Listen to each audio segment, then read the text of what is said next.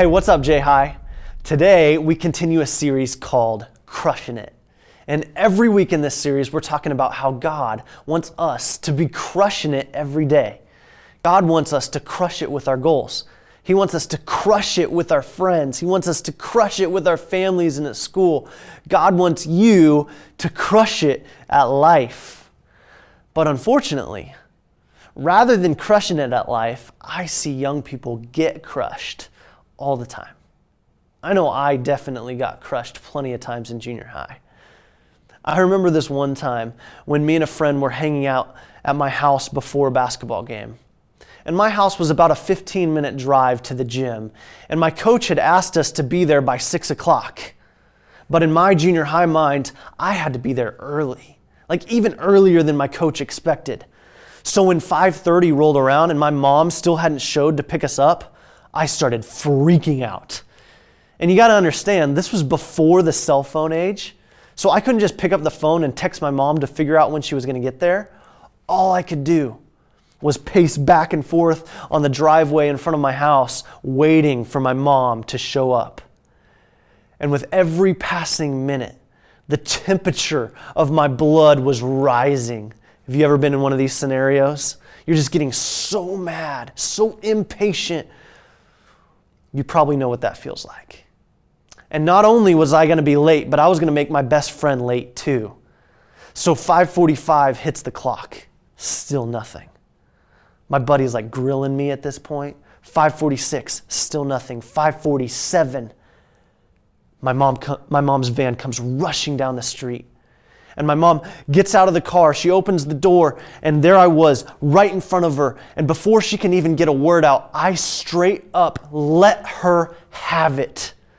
And to give you a little context on my mom, she's like the sweetest mom in the world. Like she's never said a harsh word to anybody. And standing right there in front of her right then in that moment was her son unloading on her. I'm pretty sure I said some things to my mom, like some of the most awful words that have ever come out of my mouth happened right there. And you know it's really bad when what you say to a parent causes them to respond with silence. That's what I got. My mom didn't say a word. She just got back in the car, closed the door, and all the way to the gym, silence. I knew I was in for it. Especially when after the game, I wasn't greeted by my whole family. When I came out of the locker room, the only person there was my dad. And the look on his face as I walked towards him, well, let's just say if looks could kill, I was the walking dead. And I got crushed. Don't worry, not physically. I got a huge disappointment speech from my dad.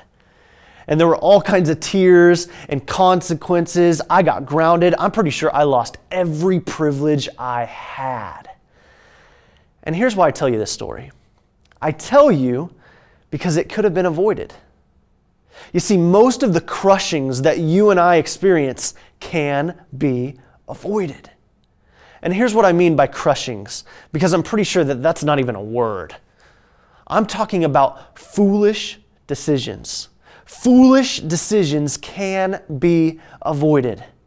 Turn to the person next to you right now and just tell them, you can avoid foolish decisions. All right, look back up here. Okay, so I'm telling you you can avoid foolish decisions, but how? How can we avoid foolish decisions? Well, Proverbs chapter 27, verse 12 says this. A prudent person sees trouble coming and ducks. A simpleton walks in blindly and is clobbered. I love this verse. In my opinion, it's one of King Solomon's most important proverbs. And I want to reiterate that proverbs are sayings of the wise. Kind of like those little paper strips that you find inside of fortune cookies. Except King Solomon's proverbs in the Bible come from the guy who God says was the wisest man to ever live. Let me read it one more time. Proverbs 27, verse 12. A prudent person sees trouble coming and ducks. A simpleton walks in blindly and is clobbered. Now, let me highlight two of the more confusing words from this verse: prudent and simpleton. Definitely two unfamiliar words, but they have significant meaning for us. Let me start with the word simpleton. To be a simpleton is to make foolish decisions in the moment. If you think back to my story, this was totally me when my mom had finally pulled into the driveway and there I was standing there, and I made this foolish decision in the moment to unload on my mom. I didn't think about the words that were coming out of my mouth. I didn't think about my tone. I just let my emotions in that moment take over and blind me. And what happened? Well, I got clobbered. I got clobbered by consequences. And this stuff happens all the time, doesn't it? Think about the foolish decisions that are made in the moment at parties, in the locker room, while sending text messages, while searching YouTube, with your friends after school. The emotions in the moment blind us, don't they? And often, we end up getting clobbered with consequences. And listen to me, students. You can either learn from getting clobbered with consequences over and over again, or you can work on prudence. Here's what Solomon means when he wrote about prudence. To be prudent is to make wise decisions in advance. You want to avoid getting clobbered by consequences? Then use prudence.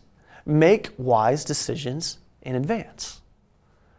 Now, you may ask, well, how do I know what's wise? And how do I discern what's wise from what's foolish? Well, earlier in Proverbs, Solomon says that the fear of the Lord is the beginning of wisdom, which simply means that listening to God leads to wisdom. And how do you listen to God? Well, you read and you apply the words that He's wrote to you right here in the Bible. And I hope that you've committed to reading Proverbs with us this whole month and throughout this whole series, because it's full of wisdom that you can apply in your life. And not only can you read and apply from the Bible, but you can listen to godly people like your coaches and you can apply their wisdom to your life. But knowing the wise thing to do is only half of prudence. The other half is that you've got to make wise decisions in advance. Let me show you what I mean. Solomon says in Proverbs chapter 29, verse 11, that fools vent their anger, but the wise hold it back. So what if in that moment on my front porch, while my anger was rising towards my mom, what if I had chosen in advance that I was going to hold back my anger from my mom? Don't you think that would have changed things? It would have changed everything, right? To be prudent is to make a wise decision in advance. Students, I want to challenge you to crush it in life by being young men and young women of prudence. Make wise decisions in advance. I wonder, in what area of your life today do you need to apply prudence? Does it have to do with anger like me? Perhaps you need some prudence with your friends. Or even maybe you've chosen to be in a relationship. So what if you choose in advance the kinds of friends that you keep close to you in your life? Or what if you choose what you're looking for in a relationship before you ever get into one? I want you to imagine for just a second with me. How many groundings could you have avoided in your past if you had made a wise decision in advance? How much grief could you have spared your parents if you had been a little more prudent? And how much could a little bit of prudence affect your future?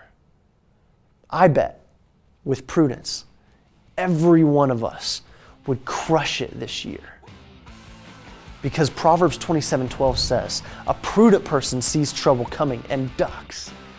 A simpleton walks in blindly and is clobbered."